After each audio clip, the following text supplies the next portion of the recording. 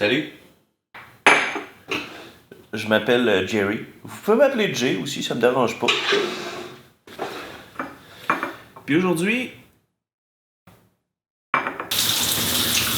on va passer une partie de la journée ensemble.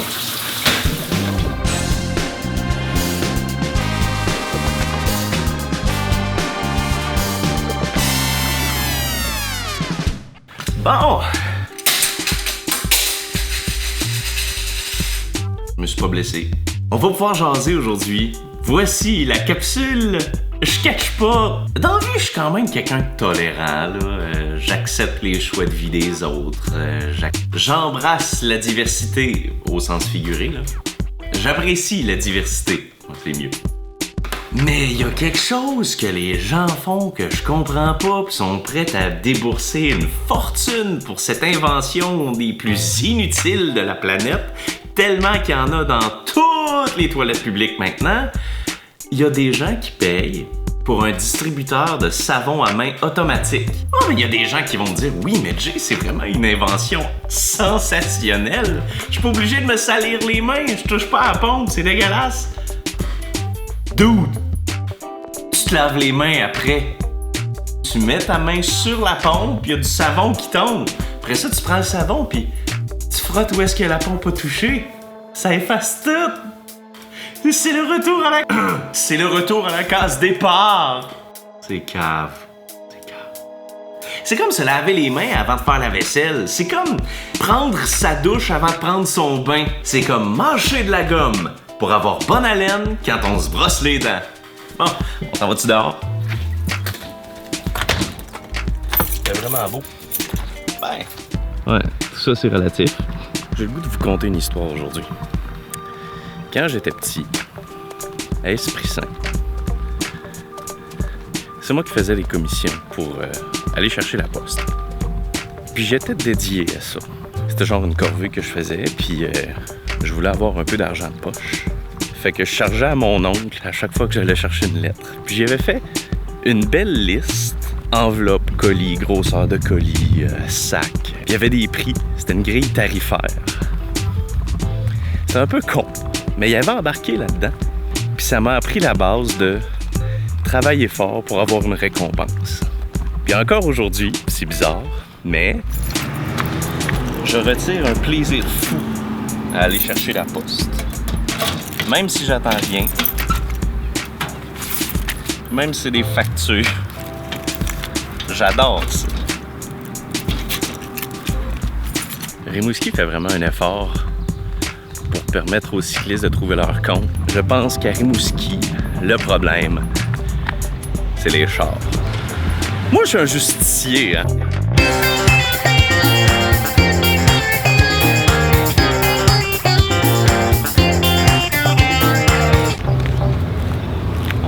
Coin de rue, puis je vais vous prouver que les automobilistes sont pas forts non plus.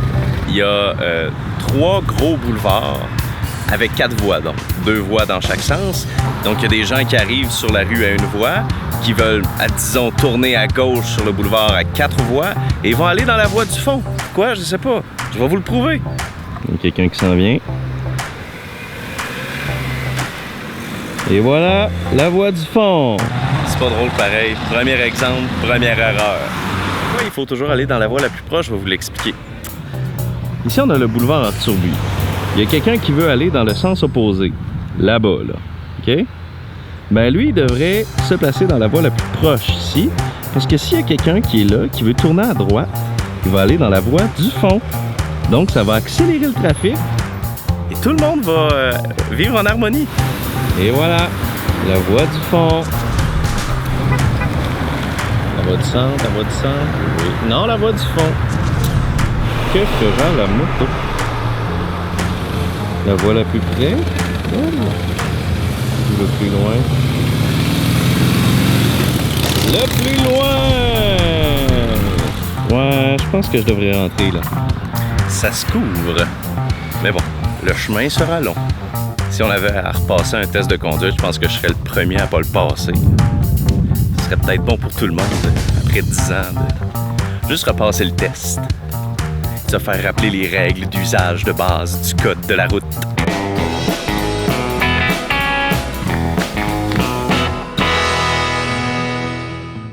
On va finir en parlant de barbecue. Vous voyez comment je l'ai bien entretenu, mon barbecue. Shit, c'est l'invasion. Il y a des chenilles partout. Là, juste là. Salut! Bon, ça va faire les chenilles. Voici un truc pour économiser du propane et aussi vous simplifier la vie. Au lieu, comme on fait la plupart du temps, d'allumer votre barbecue, le laisser réchauffer et de venir frotter les grilles après, moi ce que je vous propose de faire, c'est quand vous avez fini de faire la cuisson de vos aliments, si vous n'êtes pas pressé par le temps et vous ne devez pas rentrer manger tout de suite avec vos invités ou avec votre douce moitié, ce que vous pouvez faire, c'est laisser votre barbecue allumé un coup que les aliments sont sortis et le monter jusqu'à au moins 600 parce que les grilles sont déjà chaudes et les résidus d'aliments qui sont sur les grilles vont se laver pas mal plus facilement comme on voit en ce moment. Parce qu'en étant à 600 un bon 5 minutes, là, on carbonise les aliments et ils vont se décoller tout seuls de la grille qui est déjà chaude. Après ça, vous le fermez et vous allez pouvoir partir votre barbecue une prochaine fois et laisser le couvercle fermé. Vous n'aurez pas à rouvrir et perdre toute votre chaleur, à brosser, à le refermer puis à le refaire chauffer. Donc, vous allez économiser du temps la prochaine fois et aussi du propane. N'est-ce pas un bon truc? C'est une farce. Il n'est pas allumé. Je suis vraiment Je suis vraiment content d'avoir eu l'honneur de passer une partie de la journée avec vous. Si vous avez appris quelque chose, si vous avez eu du plaisir dans ma compagnie, faites-moi l'honneur de mettre le pouce en l'air. Comme ça, dans votre fil YouTube, vous allez avoir la chance de voir d'autres vidéos dans votre fil qui pourraient vous intéresser aussi. Sinon, vous pouvez vous abonner également ici, là, dans le rond. Ça va vous permettre d'avoir une notification quand je vais vous donner de mes nouvelles parce que non, j'ai pas terminé de vous parler parce que j'ai plein de choses à dire, j'ai plein de fun à avoir avec vous. Merci d'avoir été là et on se retrouve une prochaine fois.